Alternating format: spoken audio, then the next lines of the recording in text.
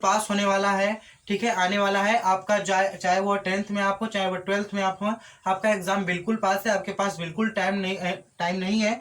और आज हम लोग हिंदी के बारे में बात करेंगे। अगर आपका सिलेबस जो भी है, आप इंटर में जितने सिलेबस हैं, आपके हाई स्कूल में जितने सिलेबस हैं, अगर हिंदी सब्जेक्ट को छोड़ के अगर किसी में आपका बैक लगता है, कम नंबर आते हैं, आप फेल हो जाते हैं, तो क्या होता है कि उसमें आप बैक पेपर भर के नेक्स्ट क्लास में एंट्री कर सकते हैं।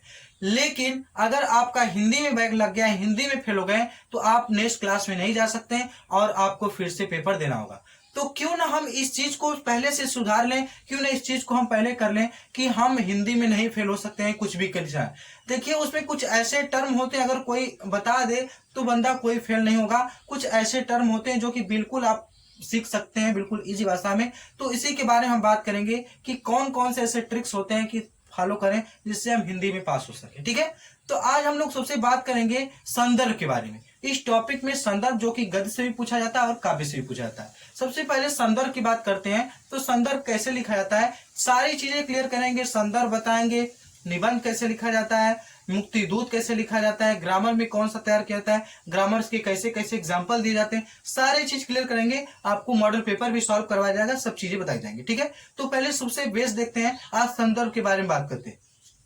देखिए संदर्भ दो तरीके से लिखा जाता है, एक गद्यांश में संदर्भ लिखा जाता है, एक काव्य में लिखा जाता है। जब गद्यांश में लिखते हैं तो उसमें कुछ बहुत बड़ा डिफरेंस नहीं होता है। उसमें लेखक की जो लिखते हैं, राइटर होते हैं, उनको लेखक बोलते हैं। जो कि उसमें अगर काव्य की बात करें तो उसमें लेखक की जगह कवि हो जाते हैं। तो डिफरेंस यही होता है। तो अब इसमें बात करेंगे कि संदर्भ कैसे लिखना है। सबसे पहले गद्य की बात करते हैं। तो हम जानते हैं कि क्लास 10th का हिंदी का पहला चैप्टर मित्रता है, और मित्रता के लेखक जो है यानी राइटर कौन है कि आचार्य रामचंद्र शुक्ल जी हैं। सबसे पहले संदर्भ की बात करते हैं। संदर्भ, वो भी संदर्भ किस चीज पे, क्लास 10th के पहले चैप्टर के मित्रता। ठीक है, तो क्या लिखा जाता है सबसे पहले, प्रस्तुत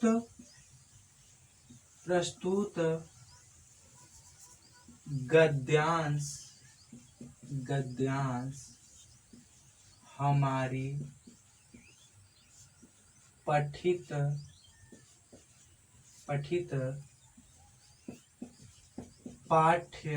पाठ्य पुस्तक हिंदी के मित्रता नामक पाठ से लिया गया है।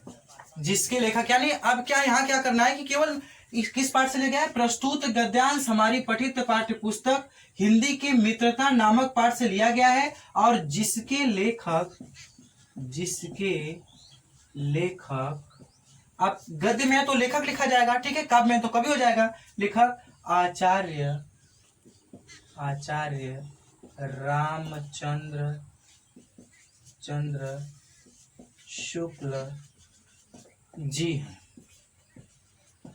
ठीक है, ये हिंदी में संदर्भ कंप्लीट हो गया, ये गद्य का हिंदी में संदर्भ कंप्लीट हो गया।